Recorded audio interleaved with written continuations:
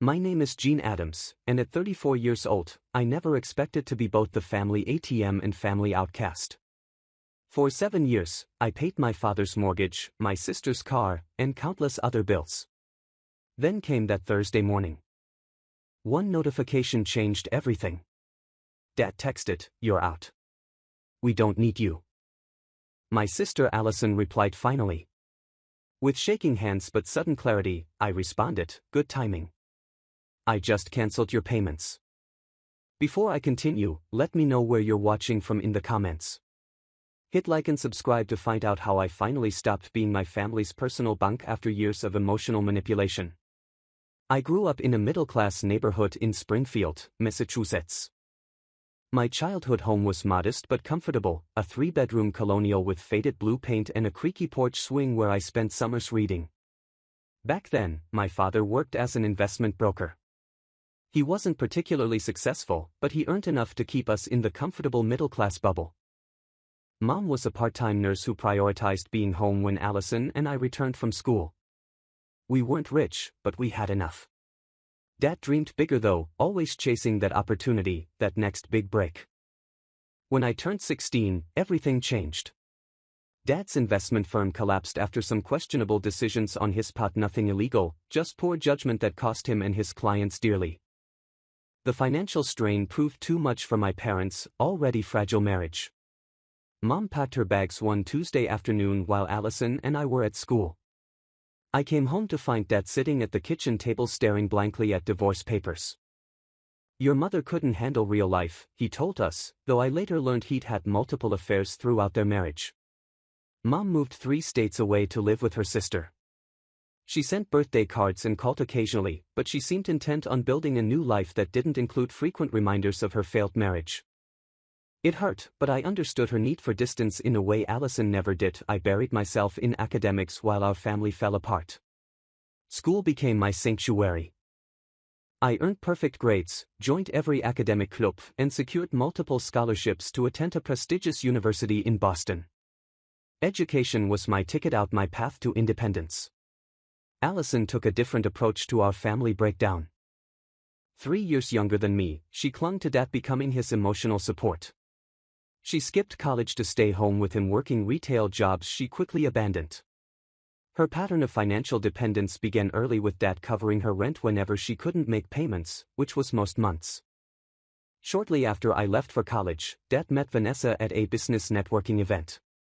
She was 39 to his 52, glamorous in a way my mother never tried to be, with expensive tastes and a talent for making Dad feel important again.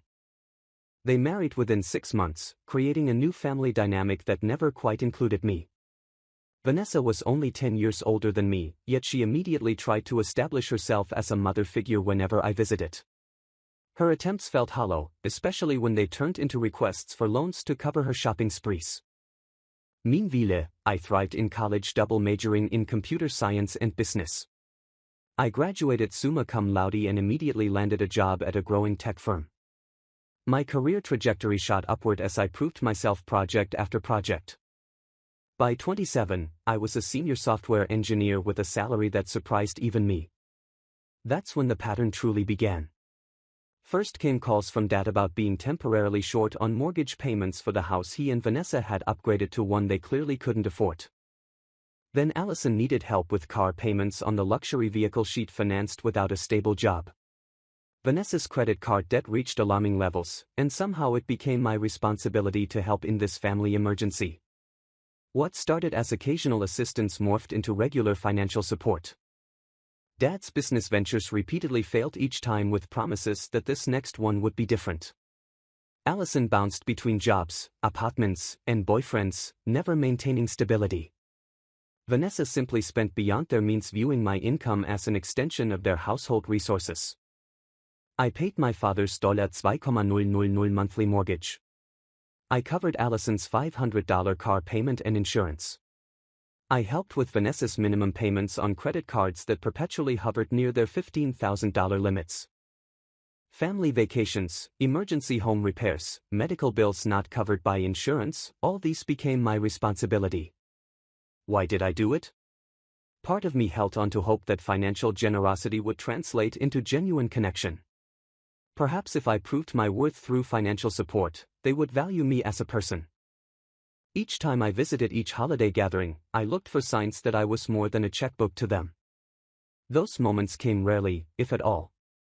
Last year brought a health scare that forced me to reevaluate everything. A routine physical revealed concerning test results that required additional screening.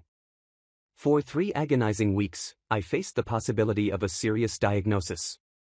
I reached out to my family for emotional support, only to have conversations quickly turn to their financial needs. The tests eventually came back negative, but the experience changed something fundamental in me. I began questioning why I continued pouring resources into relationships that left me emotionally drained. My therapist, Dr. Larsson, had been gently pushing me to examine these dynamics for years. Jean, she would say, giving from an empty cup isn't sustainable. There's a difference between generosity and being taken advantage of. I knew she was right, but making changes felt impossible. What would happen to my family without my support? Despite everything, I loved them and couldn't imagine cutting them off completely. So, I continued the pattern, depositing money into their accounts each month while the resentment inside me grew. 3 months before everything imploded, I attempted to establish some basic boundaries. I called my father on a Sunday afternoon, carefully rehearsing what I would say. The conversation started pleasantly enough, but when I mentioned potentially reducing some of my financial support, his tone instantly changed. "After everything I've done for you," he responded, his voice sharp with indignation. "I raised you alone after your mother abandoned us. I put food on the table." I tried explaining that I wasn't planning to cut him off, just scale back to a more sustainable level. "I need to start thinking about my own future too, Dad," I said. "You make 6 figures and live alone. What expenses could you possibly have that are more important than family?" he countered. The conversation ended with me backing down, agreeing to continue the same level of support. But something had shifted inside me. I began documenting exactly how much money I was giving them each month, creating spreadsheets, tracking 7 years of financial assistance. The total shocked me, nearly $300,000. 2 months ago, I planned and paid for a family vacation to Florida. I rented a beachfront house, arranged activities, and covered flights for everyone. I took time off work, excited for quality time together. Instead, I spent most evenings alone while Dad, Vanessa, and Allison went out without inviting me. They took the rental car I had paid for, leaving me stranded at the house. When I suggested joining them for dinner one night, Allison looked annoyed and said they had already made plans for just the 3 of them. I spent that night walking alone on the beach, fighting back tears, and wondering why I continued trying to buy their affection. 6 weeks ago came Allison's wedding to her boyfriend, Kyle, a nice enough guy who seemed perpetually bewildered by the family dynamics. I paid for nearly half the wedding expenses, an elegant affair that cost almost $30,000. During the reception, I overheard Vanessa telling another guest, "Yes, we spared no expense for Allison's special day," taking credit for the lavish celebration I had largely funded. I received a brief mention in Allison's speech, lumped in with distant relatives and workplace acquaintances. I smiled through it, told myself it didn't matter, and wrote them another check as a wedding gift. 4 weeks ago, Dad and Vanessa decided to renovate the kitchen in their vacation home, a small lake house they had purchased using my down payment gift 3 years earlier. The renovation, which started as a simple countertop replacement, ballooned into a $40,000 project. They called me for just a little help with the unexpected costs. I transferred $15,000 to their account that afternoon, but for the first time I felt no warmth or satisfaction in helping, just emptiness. 3 weeks ago came the incident that began cracking my facade of familial devotion. I arrived early for Sunday dinner at Dad and Vanessa's house, letting myself in with the key they had given me for emergencies, but actually expected me to use for dropping off items or checks when they weren't home. From the kitchen, I heard laughter in the backyard.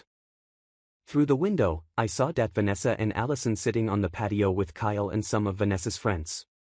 Poor Jean, Dad was saying, no social life beyond work. That's why she's so desperate to be included. At least her desperation pays our bills. Allison laughed, raising her wine glass in a mock toast. She's just socially awkward, Vanessa added. Always has been. Remember that company party when she talked about computer programming for 20 minutes to my friends? So embarrassing. I stood frozen, hands still on the door handle as they continued dissecting my personality flaws and mocking my attempts to connect with them. I quietly left without them knowing I had been there, drove home in a daze and cried for hours. 2 weeks later, I scheduled an emergency session with Dr. Larsson. I recounted what I had overheard, finally admitting the full extent of the financial and emotional drain my family represented. "Jean," she said gently. "What would you tell a friend who was in your situation?" The question hit me hard. I would tell a friend they were being used. I would tell them they deserved better. I would tell them to walk away. "You've been trying to purchase love," Dr. Larsson continued. "But real love doesn't come with invoices. It's freely given." That same week, my boyfriend Tyler, who had watched this dynamic play out for the 2 years we'd been dating, finally voiced his concerns directly. We were having dinner at my apartment when he asked about the latest money transfer to my sister.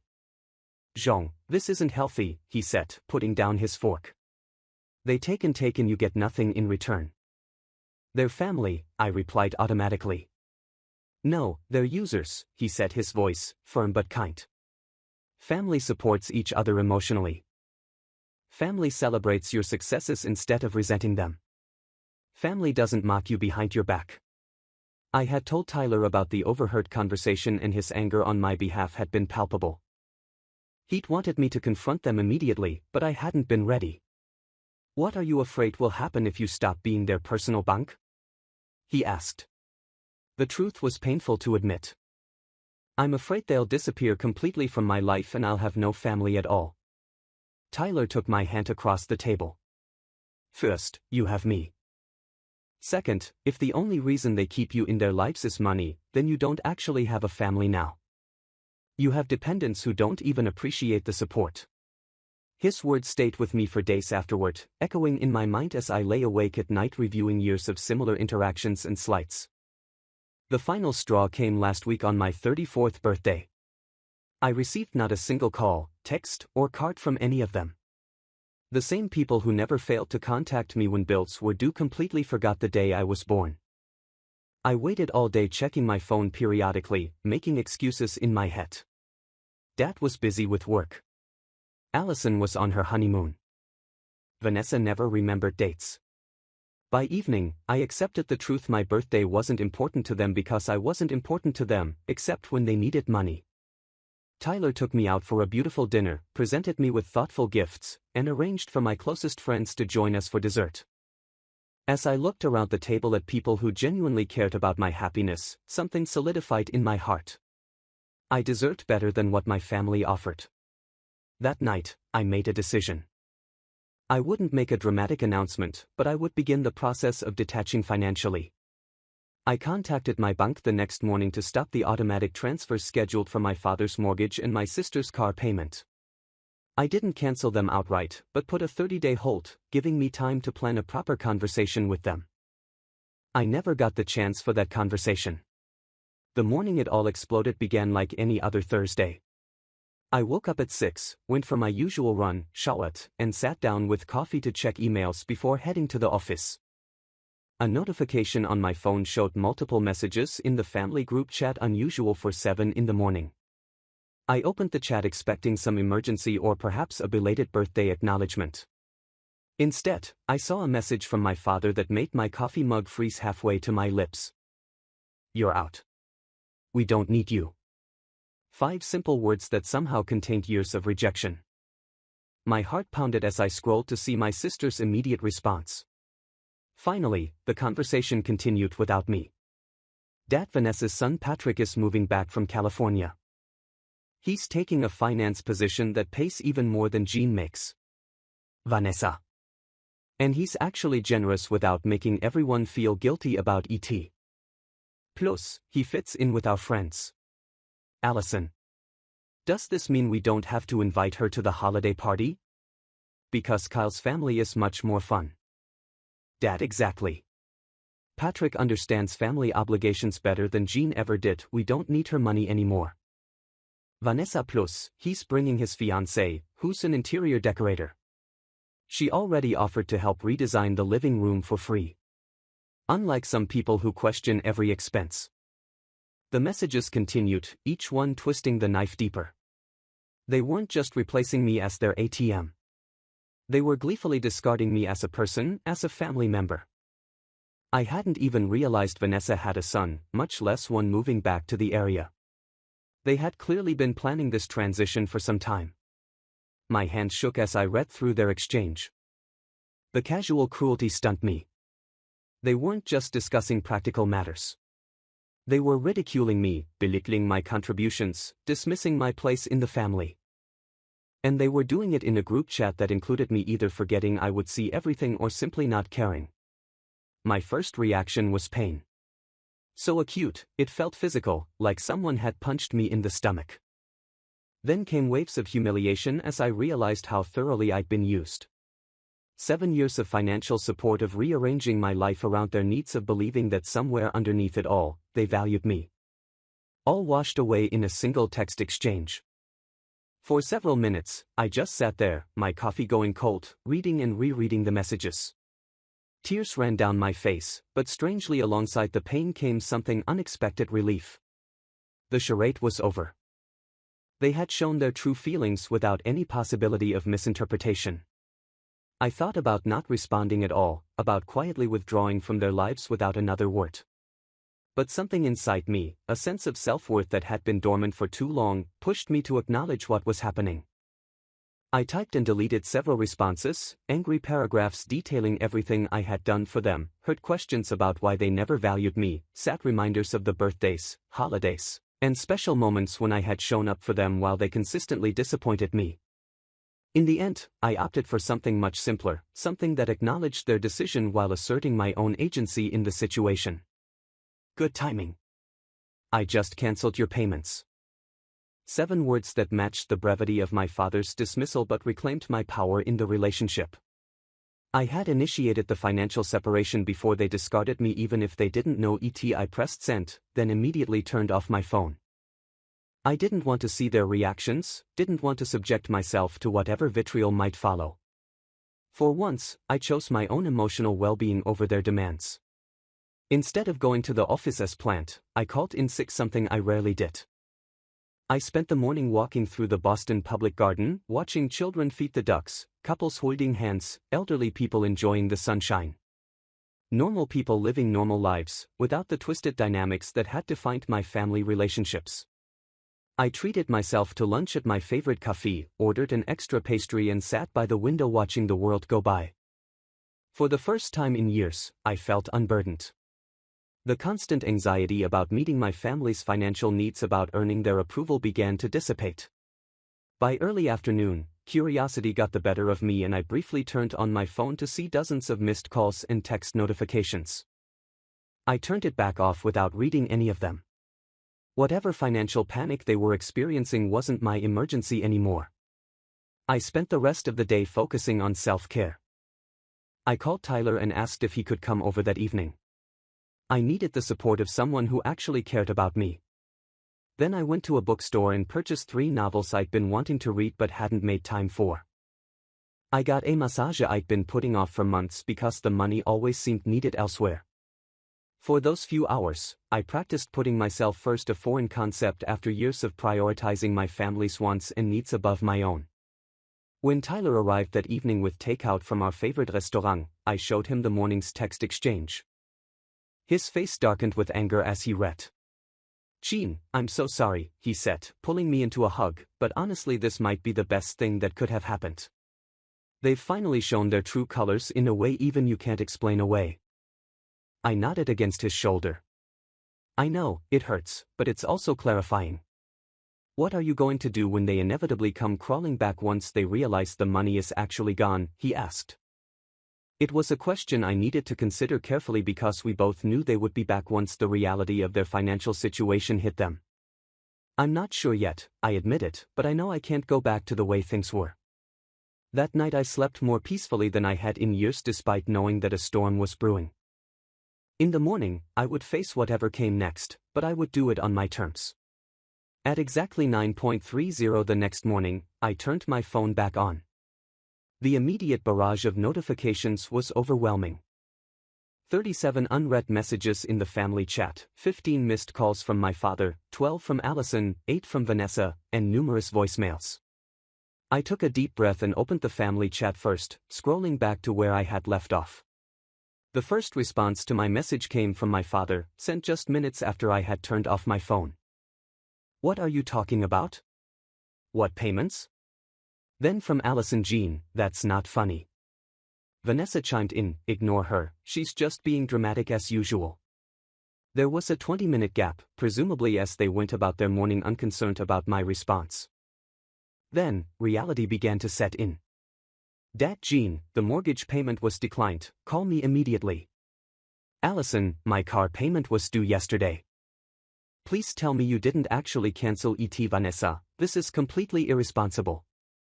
You can't just cut people off without warning." The messages grew increasingly frantic over the next hour. "Dad, Jean, this isn't a game," the mortgage company called. "Answer your phone." "Allison, the bank says my car payment account has been closed." "What did you do?" "Dad, you have 1 hour to fix this before I call your office." "Vanessa, your father's blood pressure is through the roof because of you. Is this how you treat family?" By 9 o'clock, panic had fully set in. "Dad, Jean, Elizabeth Adams, if you don't respond immediately, we're coming to your apartment." "Allison, I just got a notice that my car will be repossessed if payment isn't made in 5 days. I have a job interview on Monday. I need my car." "Vanessa, after everything we've done for you, this is how you repay your father's sacrifices, by trying to make us homeless." "Dad, I raised you better than this. Your mother would be ashamed." The last message had come just minutes before I turned my phone on. "We're on our way to your office. Since you won't answer us, we'll talk to you in person." My stomach clenched at the thought of them causing a scene at my workplace. I immediately texted my father, "Do not come to my office. I'm not there today. I will call you in 1 hour." I needed time to prepare to center myself before engaging with them. I called my office to warn security about possible unwanted visitors, then contacted my financial advisor to confirm the status of the various accounts and automatic payments I had established for my family. Over the years, I had set up multiple arrangements: direct payments for my father's mortgage, automatic transfers to Allison's car loan account, and regular deposits to a joint checking account that Vanessa used for household expenses. All had been placed on hold as of yesterday, though no permanent cancellations had been processed yet. My financial advisor, Michael, had been gently questioning these arrangements for years.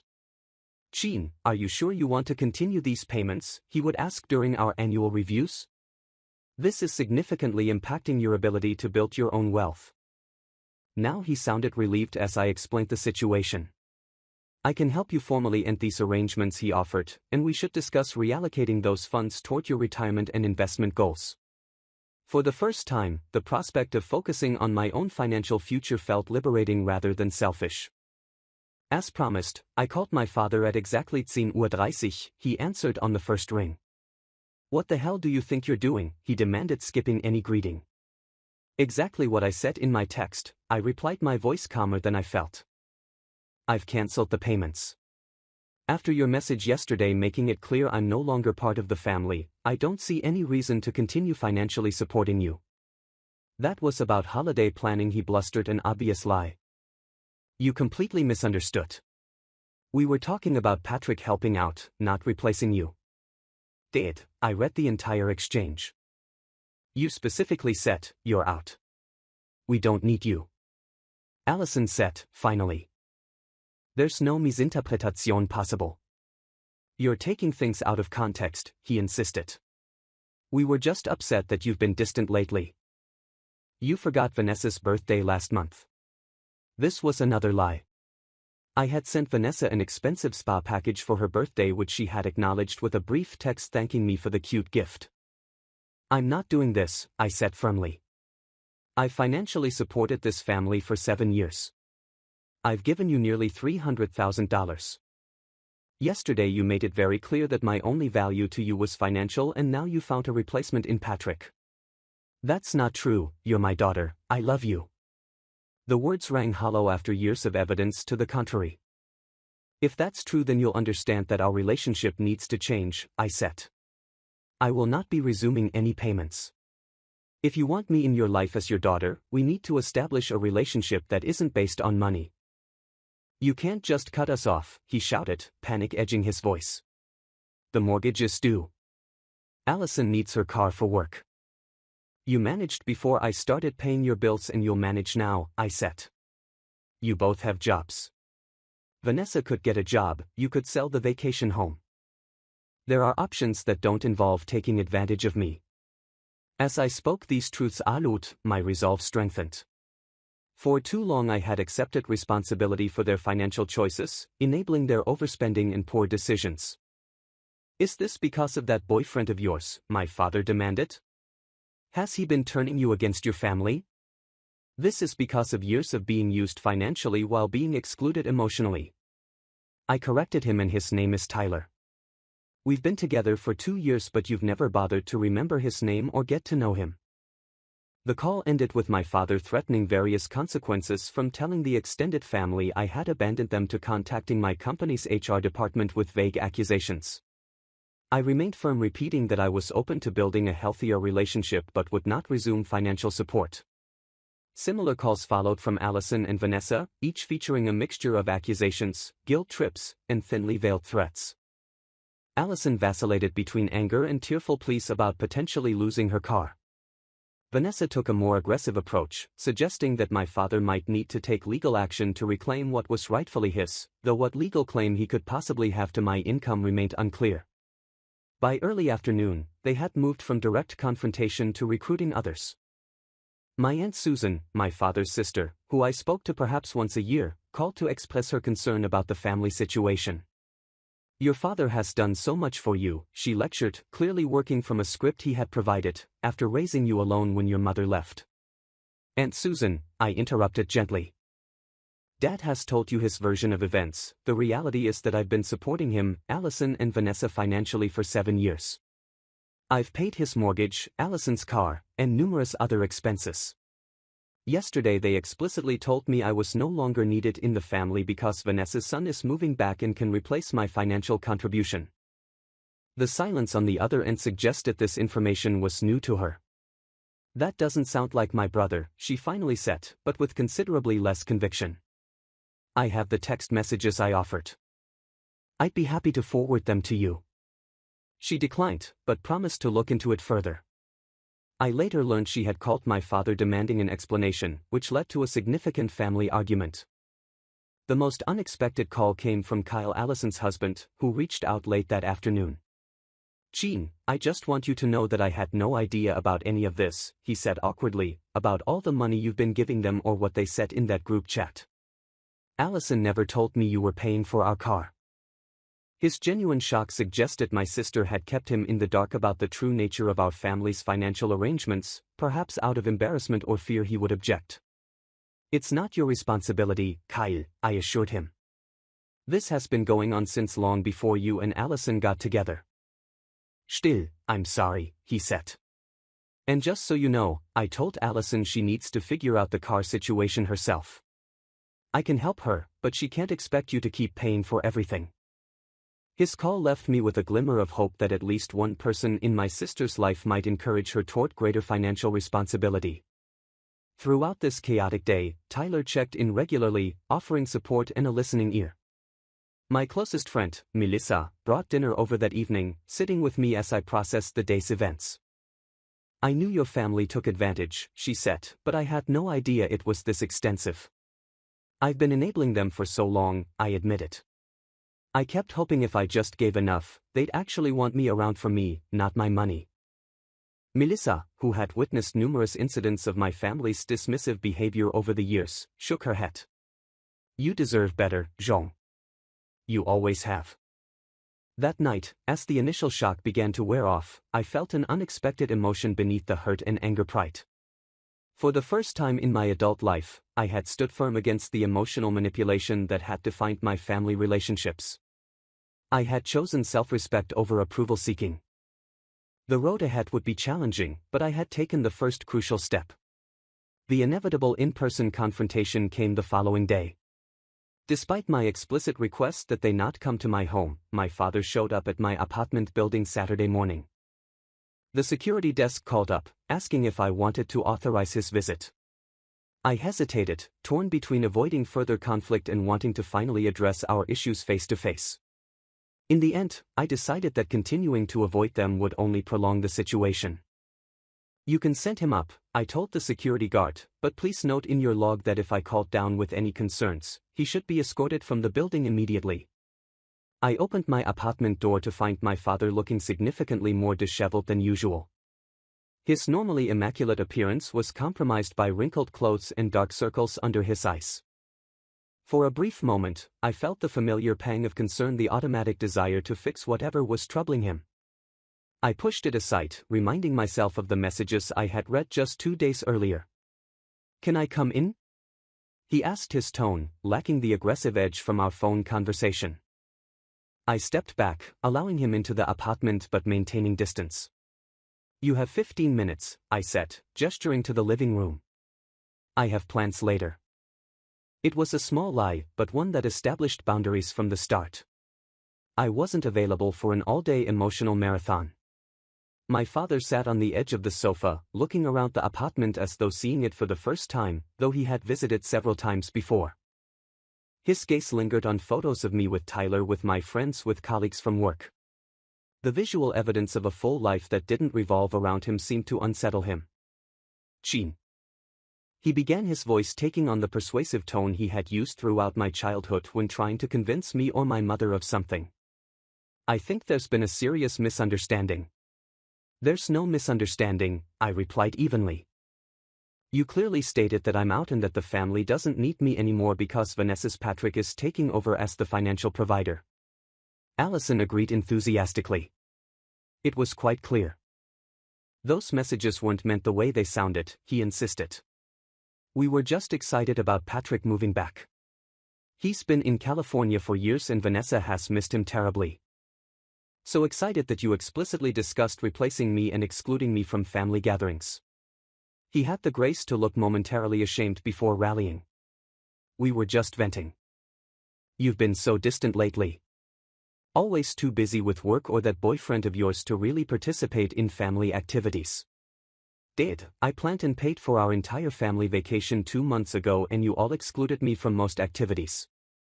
I funded half of Allison's wedding and got barely a mention in her speech. I've shown up consistently while being consistently pushed aside. The only time any of you reach out to me is when you need money." "That's not fair," he protested. "We invited you to Sunday dinners every week." "Yes, and then talked over me or had side conversations that excluded me. The last time I came early and overheard all of you mocking me on the patio, making fun of my social awkwardness and saying I'm desperate to be included.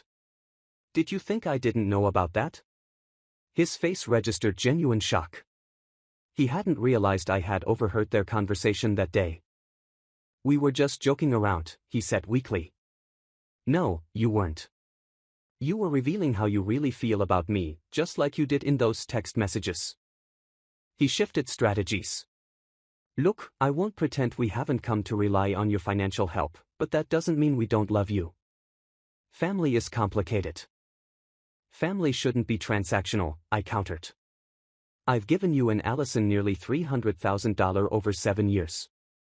What have I gotten in return? You forgot my birthday last week. All of you." He looked genuinely startled. "Your birthday was last week." The fact that he had to ask confirmed everything. "Yes, Dad, April 22nd, the same date it's been for 34 years. I've been so busy with the new business venture," he mumbled. "And Allison was focused on the honeymoon and Vanessa has never bothered to remember." I finished for him. "It's fine. It just clarified where I stand in this family." As our conversation continued, my father's demeanor gradually shifted from defensive to desperate. The reality of the financial situation was sinking in. "Jean, you don't understand. The bank called yesterday about the mortgage. If we miss another payment, they'll start foreclosure proceedings. We can't lose the house." "You're not going to lose the house," I said. You and Vanessa both have incomes. You'll need to budget differently, maybe cut back on expenses, but you can manage the mortgage payments on your own. You did before I started paying. Things are different now, he insisted. The new house has a bigger mortgage and business has been slow. Then sell the vacation home, I suggested. That would eliminate those expenses and give you a significant cash influx. He looked horrified at the suggestion. We can't sell the lake house. It's where we spent holidays. It's part of our family tradition. A tradition that started just 3 years ago with my money, I reminded him. Dad, these are the kinds of choices adults make when managing their finances. You can't continue living beyond your means and expecting me to make up the difference. As our conversation progressed, something shifted in his demeanor. Seeing that his usual tactics weren't working, he became more honest, more vulnerable than I had seen him in years. I never thought you would actually cut us off, he admitted quietly. I knew you were frustrated, but I always thought you'd come through in the end. You always have before. That was my mistake, I acknowledged. I taught all of you that no matter how poorly you treated me, you could still count on my financial support. I'm correcting that mistake now. Then came a revelation that, while not entirely surprising, still hurt to hear confirmed. The family thinks you're selfish, he said, a last desperate attempt to regain control. I've had to defend you to everyone, explain why you're so tight with money despite your high salary. What are you talking about? I asked, genuinely confused. I've been supporting you, Allison and Vanessa, for years. He looked away, unable to meet my eyes. The extended family doesn't know that. They think I've been helping you financially. That's what I told them. The betrayal cut deep. You've been taking my money while telling everyone that you're supporting me. He shifted uncomfortably. It was easier that way. Fits better with how things should be, a father providing for his daughter, not the other way around. So you used my money while taking credit for being generous to me. I summarized, the full picture finally coming into focus. Did Aunt Susan know the truth before I told her yesterday? No, he admitted. No one did except Allison and Vanessa. As if that revelation wasn't enough, he added hesitantly. And Allison hasn't been using all the money for what you thought. What does that mean? He sighed heavily. The car payments. She's been getting the statements, so she knew exactly how much you are contributing each month. She told me she needed $400 for the car payment and $100 for insurance. But her actual payment is only $300 and the insurance is $75. She's been pocketing the difference. The casual admission of my sister's deception stung me. For years, I had transferred $500 monthly for what I believed were her total car expenses. In reality, she had been skimming $125 each month, nearly $10,000 over the years. Did you know about this? I asked, my voice tight with hurt. Not at first, he said. I found out about a year ago when I saw one of her statements, but by then he trailed off. By then it had been going on so long you didn't think it was worth mentioning to me. I finished for him. Did she do the same with other expenses I covered? His silence was answer enough. Before my father left that day, he revealed one final piece of information that confirmed I had made the right decision. We were going to ask you to help with Patrick's wedding next year, he said quietly at the door. Vanessa thought, since you paid for so much of Allison's wedding, it would only be fair. Patrick, who I've never met, I clarified, whose existence I wasn't even aware of until I saw his name in your text messages. My father had the decency to look ashamed. Vanessa thought it would be better to wait until we knew how much they needed before bringing it up. In that moment, I saw with perfect clarity how my family viewed me, not as a person to love and include, but as a resource to extract from a problem, to manage a checkbook with inconvenient feelings attached. Goodbye, Dad, I said, closing the door gently but firmly on the unhealthy dynamic that had dominated my adult life. 2 weeks after the explosive text exchange, I arranged a meeting with my father, Allison, and Vanessa at a neutral location, a private room at a local restaurant. I wanted to clearly establish the terms for any future relationship we might have. They arrived looking subdued, the financial reality of the past 2 weeks having apparently sunk in. Allison had received a formal notice about her car loan being delinquent. My father had been forced to dip into his retirement savings to make the mortgage payment. Vanessa had needed to cancel the kitchen renovation at the lake house, losing the deposit in the process. I had prepared thoroughly for this conversation, working with both Dr. Larsson and my financial advisor to determine appropriate boundaries. Tyler had helped me rehearse what I wanted to say, encouraging me to remain firm despite the emotional manipulation that would inevitably occur. "Thank you for coming," I began formally once we were all seated. "I wanted to meet in person to discuss where we go from here." "Does this mean you're going to resume the payments?" Allison asked, immediately earning her a warning look from our father. "No," I said clearly, "the financial arrangements have permanently ended. I'm here to discuss whether and how we might have a relationship moving forward that isn't based on money." I outlined my terms clearly. First, I would not provide financial support of any kind, not gifts, loans, or emergency assistance. Second, any relationship would need to include mutual respect, which meant no more mocking me behind my back or excluding me from activities. Third, honesty would be essential. No more lies about where money was going or what was happening in their lives. "If you can accept these terms, I'm open to gradually rebuilding a relationship," I concluded. "If not, then we should formalize the separation you initiated in that group text." Their reactions varied predictably. My father, ever the pragmatist, nodded reluctantly. "We can try," he said, though his eyes betrayed his calculation, likely hoping that over time he could work his way back to the previous arrangement. Vanessa looked openly resentful but remained mostly silent following my father's lead. Allison vacillated between anger and panic. "But what about my car?" she demanded. "It's going to be repossessed next week if I don't make a payment." "You have options," I replied calmly. "You can ask Kyle to help. You can sell the car and buy something less expensive. You can look for better paying work. These are normal adult solutions to financial problems." She left the meeting early, storming out after declaring I was abandoning the family when they needed me most. My father didn't defend me but also didn't join in her accusations, perhaps realizing the precariousness of the situation. After they left, I sat alone in the private dining room, feeling a mixture of sadness and relief. I had done what needed to be done, established clear boundaries, and offered a path forward that respected my own needs. Whether they would choose to follow that path remained to be seen. The following week brought an unexpected development. My Aunt Sandra, my mother's younger sister who I hadn't spoken to in years, reached out through social media. "Jean, I heard from Susan about what's been happening with your dad," she wrote. "I'd love to talk if you're open to it." We arranged a video call for that weekend. Sandra looked remarkably like my mother with the same warm eyes and gentle smile, though her hair had gone completely silver. "I should have reached out years ago," she began, apology in her voice.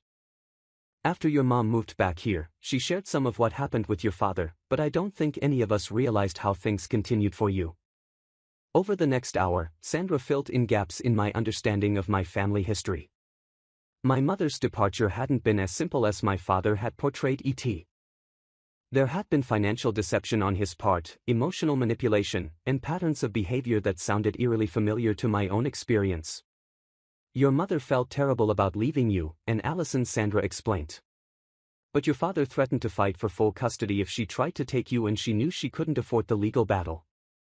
He had convinced everyone, including her own parents, that she was unstable and financially irresponsible." The parallels to my own situation were striking. My father had isolated me from my mother's side of the family, controlled the narrative about our family dynamics, and created a version of reality that benefited him. "Why is she reaching out now?" I asked carefully.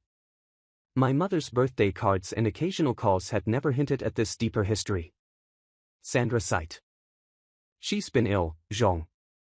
Nothing immediately life-threatening, but it's made her reevaluate things. She's wanted to reconnect more meaningfully but was afraid you blamed her for leaving." This conversation opened a door to a part of my family I had nearly forgotten existed. In the weeks that followed, I had several long talks with my mother, beginning the slow process of understanding our shared history and healing old wounds. I also reconnected with my cousin, Olivia, Sandra's daughter, who lived just an hour away from me in Providence. We met for lunch, discovering we had more in common than just genetics. She, too, had experienced the manipulative side of my father. Uncle Robert borrowed $20,000 from me 5 years ago, she revealed during our second meeting, for a can't-miss business opportunity. When I asked about repayment a year later, he told everyone I was harassing him during a difficult time. I was basically shunned from family gatherings for being greedy. Hearing similar stories from others helped me recognize that the problem had never been me as I had so often believed. The manipulation and financial exploitation were my father's established patterns, once he had successfully hidden from most of the extended family. Meanwhile, my immediate family's reactions to the new boundaries continued to evolve. My father made tentative efforts to respect the terms I had set, calling occasionally, without mentioning money, asking surface-level questions about my work and life. These conversations remained awkward, loaded with unspoken history, but represented minimal progress. Vanessa essentially disappeared from my life, which came as something of a relief. She had never made genuine efforts to know me as a person, and without financial incentive, she apparently saw no reason to maintain even the pretense of a relationship. Allison's response proved the most volatile. She cycled through anger, pleading, and bargaining. She lost her car as predicted, but managed to secure a loan from Kyle's parents for a more modest replacement. This necessity forced her to take a more active role in managing her finances, though she continued to blame me for her difficulties. "You could have given us warnings," she complained during one tense phone call.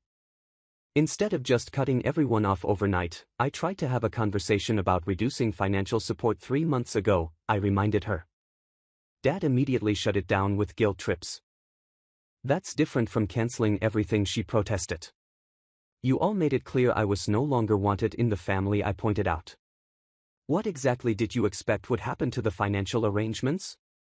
The conversation ended without resolution, but it represented one of the first times I had directly confronted my sister about her role in the unhealthy dynamic. Throughout this challenging period, I focused on rebuilding my own life around healthier connections. I deepened my relationship with Tyler, who had proven himself a steadfast support through the family crisis. We began tentatively discussing a future together, something I had previously been hesitant to consider while so much of my resources were directed toward my family. I strengthened friendships that I had sometimes neglected when family demands took precedence. I reconnected with colleagues outside of work, accepting invitations I would previously have declined, in order to address family emergencies. I worked with my financial advisor to redirect the funds previously spent on my family toward my own future, bolstering retirement savings, creating an investment portfolio, and establishing an emergency fund that was truly for my emergencies, not other people's. The process wasn't linear or simple. Some days brought clarity and confidence in my decision. Others brought doubt and grief for the family relationships I had longed for, but never truly had. Dr. Larsson helped me navigate these emotional swings, reminding me that setting healthy boundaries was an act of self-love, not selfishness. "You're mourning the family you deserved but didn't have," she explained during one particularly difficult session. "That grief is valid and important. It's part of healing." Slowly, painfully, I began to build a new understanding of what family could mean, one based on mutual respect, genuine care, and reciprocal support rather than obligation and guilt. 6 months after that life-changing Thursday morning, my world looks remarkably different. The immediate chaos has settled into a new normal one, with healthier boundaries and unexpected silver linings. My relationship with my father has transformed into something I never could have predicted. After several months of awkward interactions and failed attempts to manipulate me, he did something unprecedented. He started therapy. The financial reality check of losing my support forced him to examine patterns that had damaged multiple relationships throughout his life. "My therapist says I've been using money as a proxy for intimacy," he told me, during a coffee meeting last month, "that I don't know how to connect with people otherwise." This newfound self-awareness doesn't erase the past, but it has created space for a different kind of relationship moving forward. We meet occasionally for lunch or coffee, keeping conversations light but gradually increasing in authenticity. He no longer pretends to be the successful provider, and I no longer pretend to believe it. There's an honesty between us that, while sometimes uncomfortable, feels more real than anything we've shared before. Allison's journey has been more complicated. After exhausting all options to restore the financial status quo, she grudgingly began taking steps toward genuine independence. She found a better-paying job in marketing, developed a budget for the first time in her adult life, and started addressing the spending habits that had kept her perpetually dependent. Our relationship remains tentative and prone to setbacks. Just last month, she called asking for just a small loan to cover an unexpected expense. When I gently declined, she didn't speak to me for 2 weeks. But even this represented progress from the immediate aftermath of the cutoff, when such refusals would trigger days of verbal attacks and emotional manipulation. Most surprisingly, Kyle has become something of an ally in this new dynamic. Freed from the shadow of financial dependence, his relationship with Allison has evolved. He's encouraged her growing independence, and occasionally, reaches out to me separately, maintaining a family connection that feels refreshingly uncomplicated. Vanessa and I have minimal contact, which suits us both. I occasionally hear updates through my father, most recently that her son Patrick's lucrative finance job fell through before he even moved back, rendering the family's plan to replace my financial support with his completely ATC moot. I take no pleasure in this development but recognize it as further evidence that the financial restructuring was inevitable with or without my action. My reconnection with my mother's side of the family has been one of the unexpected gifts of this difficult period. My mother and I speak regularly now, gradually rebuilding a relationship long suppressed by my father's narrative control. We've even made plans for her to visit Boston this summer, her first trip to see my adult life and home.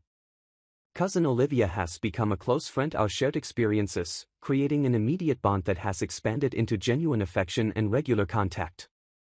Through her, I've reconnected with other maternal relatives, discovering family connections I had been missing for decades. The financial impact of ending my family support has been significant. Without the burden of supporting multiple households, I've been able to accelerate my own financial goals. I purchased my apartment after years of renting, established a robust emergency fund, and increased my retirement contributions. For the first time, I'm making financial decisions based solely on my own needs and future, without calculating the impact on others' expectations. My relationship with Tyler has deepened through this challenging period.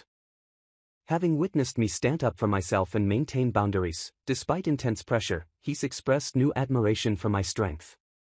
We've begun discussing marriage, a commitment I previously hesitated to consider while financially entangled with my family. The emotional freedom has been even more profound than the financial.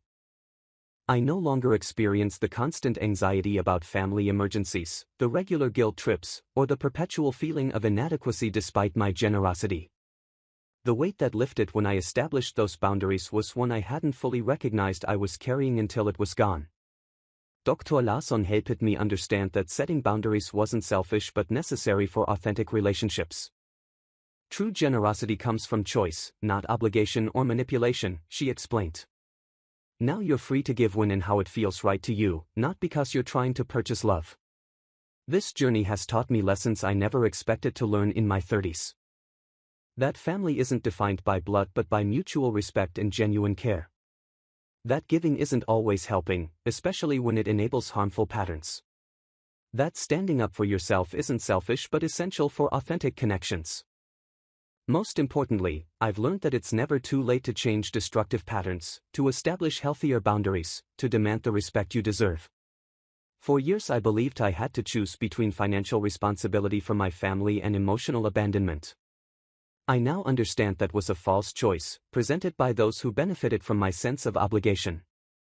True family lifts you up, celebrates your successes, supports your growth, and respects your boundaries. It doesn't demand financial sacrifice as proof of love or use guilt as currency. It's built on reciprocity, not exploitation. As I look toward the future, I feel a sense of freedom and possibility that once seemed unimaginable. My story isn't about abandoning family but about redefining what healthy family relationships should be. It's about recognizing that sometimes the most loving thing you can do for others is stop enabling harmful patterns even when that decision brings short-term pain. If you're in a similar situation, supporting family members who take you for granted or manipulate your generosity, know that you deserve better. Setting boundaries isn't selfish. It's essential for your well-being and for truly healthy relationships. Have you ever had to set difficult boundaries with family members? How did it change your relationship? Share your experiences in the comments below. And if this story resonated with you, please like and subscribe to hear more stories about navigating complicated family dynamics and finding your own path to emotional freedom. Thank you for listening to my journey, and remember, true love never requires you to diminish yourself.